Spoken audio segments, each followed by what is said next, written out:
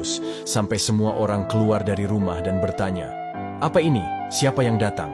Lalu seseorang berkata kepada Sayyidah Aisyah, "Itu adalah 700 kafilah dagang milik Abdurrahman bin Auf."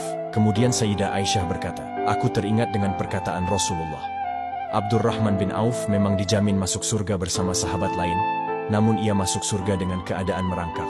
Ketika Abdurrahman bin Auf mendengar sabda Nabi tersebut, sontak ia pun menangis.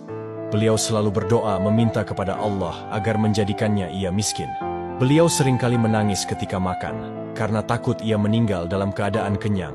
Sementara di sisi lain banyak saudara muslim kita meninggal dalam keadaan lapar dan tidak mempunyai harta benda. Beliau sering konsultasi kepada Rasulullah tentang cara agar masuk surga dengan tidak merangkak. Rasulullah kemudian menyarankan Abdurrahman untuk bersedekah. "Perbanyak bersedekah, niscaya kakimu menjadi ringan untuk masuk surga." Beliau pun langsung bertekad untuk menghabiskan hartanya di jalan Allah.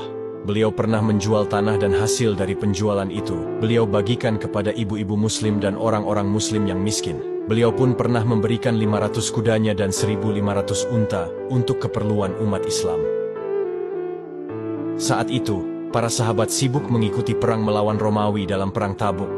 Hal ini membuat perniagaan dan pertanian mereka tinggalkan. Padahal pada saat itu kurma-kurma milik mereka sudah siap panen.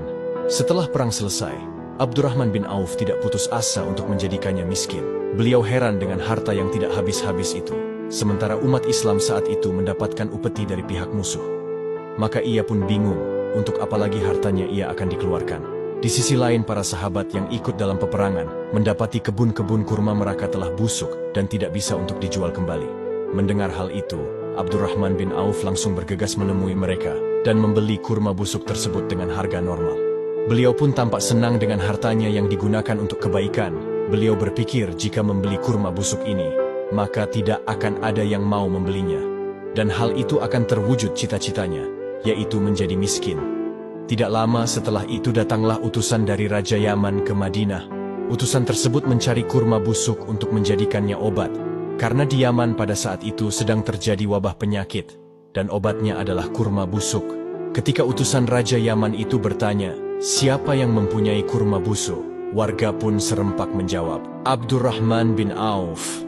Ketika utusan tersebut bertemu dengan Abdurrahman dan menceritakan maksudnya, Abdurrahman menawarkan agar kurma busuk tersebut diberikan secara gratis tanpa membeli.